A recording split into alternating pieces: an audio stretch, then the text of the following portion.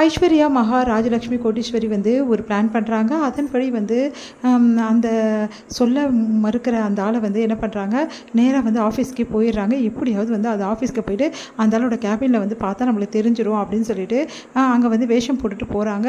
அதே மாதிரி அந்த கேபினை செக் பண்ணிகிட்டு இருக்காங்க. அந்த டைமில் வந்து கரெக்டாக ஃபோன் பண்ணுறாரு நம்ம வந்து சூர்யா.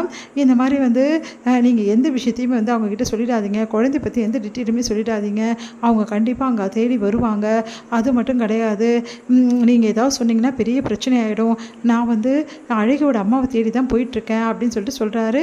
அதெல்லாம் கேட்டு எல்லாம் அதிர்ச்சி அடைகிறாங்க.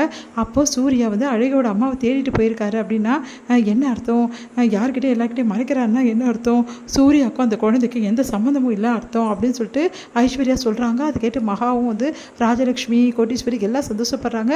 அப்போ சூர்யாவுக்கும் குழந்தைக்கும் சம்மந்தம் இல்லைன்னா எதுக்காக சூர்யா இந்த பொய் சொல்லணும், இப்போ நம்ம அதை தான் கண்டுபிடிக்கணும், அதுக்கு சூர்யாவுக்கு வந்து நம்மளுக்கு தெரியறதுக்குள்ளே நம்மளுக்கு எல்லா விஷயமும் தெரியணும், அதுக்கு முதல்ல குழந்தை யாரும் கண்டுபிடிக்கணும்னு சொல்லிட்டு எல்லாத்தையும் தேடுறாங்க. பார்த்தா குழந்தையோட ரெக்கார்ட் ஒன்று கிடைக்குது.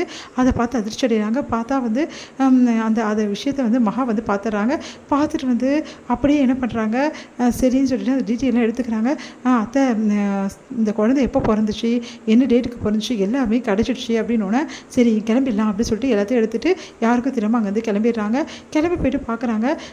பார்த்தா வந்து இந்த டேட்லையா அப்படின்னு சொல்லிட்டு யோசிக்கிறாங்க. ராஜலக்ஷ்மி என்னத்தை என்ன ஆச்சு அப்படின்னோடனே இந்த டேட்டில் இந்த குழந்தை பிறந்திருக்குன்னா இதுக்கு வந்து கரெக்டாக ஒரு 10 மாதத்துக்கு முன்னாடி தான் அந்த பொண்ணை வந்து சூர்யா வந்து மீட் பண்ணியிருக்கணும். அட்லீஸ்ட் ஒரு 1.5 வருஷத்துக்கு முன்னாடி வந்து மீட் பண்ணியிருக்கணும்.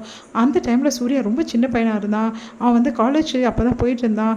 அதே மாதிரி அந்த டைமில் வந்து சூர்யா வந்து உடம்பு சரியில்லாமல் வேற இருந்தான், எனக்கு நல்லா ஞாபகம் இருக்குது. அப்படின்னா சூர்யா அந்த தப்பாக 100% பண்ணல. இதை வச்சு அவங்ககிட்ட நம்ம மேற்கொண்டு வந்து கேள்வி கேட்டு எல்லா உண்மைகளை வாங்கிடலாம்.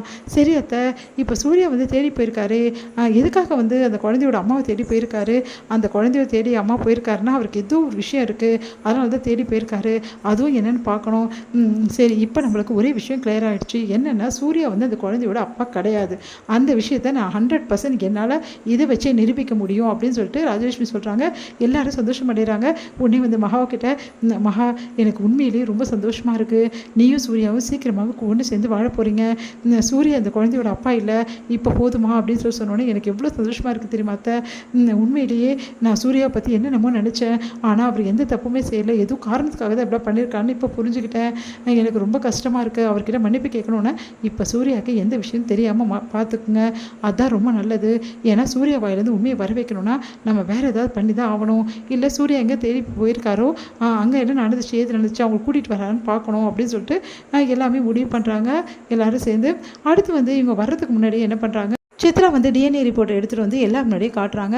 இந்தாங்க டிஎன்ஏ ரிப்போர்ட், இப்போ தெரியுதா வந்து மாமா, சூர்யா தான் எல்லா தப்பும் பண்ணியிருக்கான், சூர்யா தான் அந்த குழந்தையோட அப்பா, இதுக்கப்புறம் சூர்யா வந்து அந்த எம்டி போஸ்ட்டுக்கு வரவே முடியாது, இதுக்கப்புறம் சூர்யாவை நீங்கள் நம்பாதீங்க அப்படின்னு சொல்லிட்டு அந்த ரிப்போர்ட்டை காட்டுறாங்க. அதை பார்த்த தாத்தாவும் பாட்டி ரொம்ப அதிர்ச்சி அடைகிறாங்க. அப்போ உண்மையிலேயே சூர்யா தான் அப்பாவா, உண்மையை தான் சொல்லியிருக்கானா, இவ்வளோ பெரிய தப்பு பண்ணியிருக்கானா, அப்போது இவ்வளோ நாள் நான் தப்பு பண்ணலேன்னு நினச்சிட்டு இருந்தேமே, இப்போ என்ன பண்ணுறதுன்னா இங்கே பாருங்கள், இதுக்கப்புறம் சூர்யாலாம் வந்து சரிப்பட மாட்டான், நீங்கள் கௌதம் வந்து இந்த ஆஃபீஸோட எம்டி ஆக்கிடுங்க, இப்போவே எல்லா வேலையும் பாருங்கள் அப்படின்னா. இல்லைம்மா, முதல்ல ராஜலட்சுமி வந்துட்டோம், அதுக்கப்புறம் முடிவு பண்ணலாம். இங்கே பாருங்கள், அக்கா கிட்ட ஏதாவது சொன்னீங்கன்னா அவங்க ஏதாவது சொல்லி வந்து மழுப்பிட்டே இருப்பாங்க, நீங்கள் தான் முடிவு பண்ணணும். இங்கே பாருங்கள், டாக்குமெண்ட்ஸ் எல்லாம் ரெடி பண்ணிட்டேன், நீங்கள் சைன் பண்ணிவிடுங்க அப்படின்னு சொல்லிட்டு காட்டுறாங்க. அந்த டைமில் கரெக்டாக நிறுத்துங்க அப்படின்னு சொல்லிட்டு ராஜலட்சுமி வராங்க. உடனே அதை பார்த்து அதிர்ச்சி அடைகிறாங்க. உடனே காயத்ரி வந்து அனாமிகா வந்து ஐயோ நல்ல காலம், அக்கா வந்துட்டாங்கன்னு சொல்லிட்டு காயத்ரி நிம்மதி அடைகிறாங்க. உடனே வந்து என்னம்மா அப்படின்னா, சூர்யா அந்த குழந்தையோட அப்பா கிடையாது, இல்லை ரிப்போர்ட்ஸே வந்துட்டுக்கா, வேணா நீங்கள் பாருங்கக்கா, அந்த ரிப்போர்ட்ஸ்லாம் தூக்கி குப்பையில் போடு, எனக்கு தெரியும் சூர்யா அந்த குழந்தையோட அப்பா இல்லைன்னு சொல்லிட்டு அப்படின்னு. எல்லாம் அதிர்ச்சியோட நீங்கள் எப்படி சொல்கிறீங்கன்னு நடந்த விஷயத்தை எல்லாத்தையும் ராஜலட்சுமி சொல்கிறாங்க. அழகி வந்து இந்த டேட்டில் தான் பிறந்திருக்கா அப்படின்னு சொல்லிட்டு எல்லாத்தையும் சொல்கிறேன். ஆமாம்மா, நீ சொல்கிறதெல்லாம் கரெக்டு தான், சூர்யா வந்து உடம்பு சரியில்லாமல் இருந்தால அப்படின்னு சொல்லிட்டு பாட்டியும் வந்து நினைவு கூறுறாங்க. இப்போ புரியுதா அத்தை, இப்போ புரியுதா மாமா, சூர்யா அந்த குழந்தையோட அப்பா ஏன் இல்லைன்னு சொல்லிட்டு சொன்னோன்னா எல்லாம் அதிர்ச்சியாக பார்க்குறாங்க.